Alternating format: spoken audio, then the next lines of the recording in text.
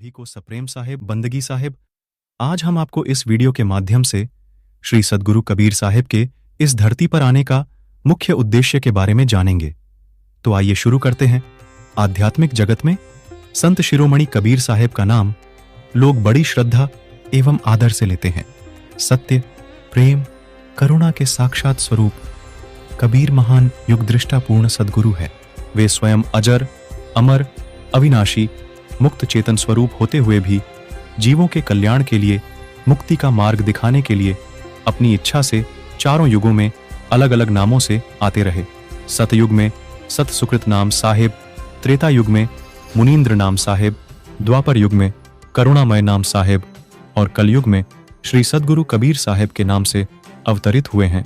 सतमार्ग से विचलित और वास्तविक लक्ष्य से भटके हुए मानव को यथार्थ दिशा निर्देश के लिए अनादि ब्रह्मा सत्य पुरुष परमात्मा की दिव्य विभूति को इस धराधाम पर आना पड़ता है।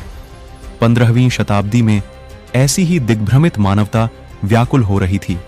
तत्कालीन दो मुख्य धर्मों में परस्पर असहिष्णुता व्याप्त थी। हिंदू, मुस्लिम, ब्राह्मण, मुल्ला, स्पृश्य, अस्पृश्य में वैमनस्य की आंधी फैल रही थी। आध्यात्मिक नैतिक मूल्यों में गिरावट आ रही थी। लोग रूढ़ियों और बाह्य आडंबरों में ही लिप्त थे। भ्रष्टाचार, अनैतिकता, असहिष्णुता का नग्न तांडव हो रहा था। निरंकुश शासक निरीह प्रजा पर कहर ढा रहे थे। ऐसे समय में प्रसुप्त मानवता को जगाने के लिए भारत के ऐतिहासिक धरातल पर सद्गुरु कबीर का शुभ अवतरण हुआ। संवत 1455 ज्येष्ठ पूर्णिमा दिन सोमवार के मांगलिक ब्रह्म मुहूर्त में काशी के समीप लहरतारा तालाब के तट पर स्वामी रामानंद जी के शिष्य अष्टानंद जी ध्यान में बैठे थे। अचानक उन्हें आंखें खोलनी पड़ी। गगन मंडल से एक दिव्य प्रकाश पुंज तालाब में पूर्ण विकसित कमल पुष्प पर उतरा। क्षण मात्र में वह प्रकाश पुंज बालक के रूप में परिवर्तित हो गया। स्वामी अष्टानंद जी उस अलौकिक घटना से चकित हो गए।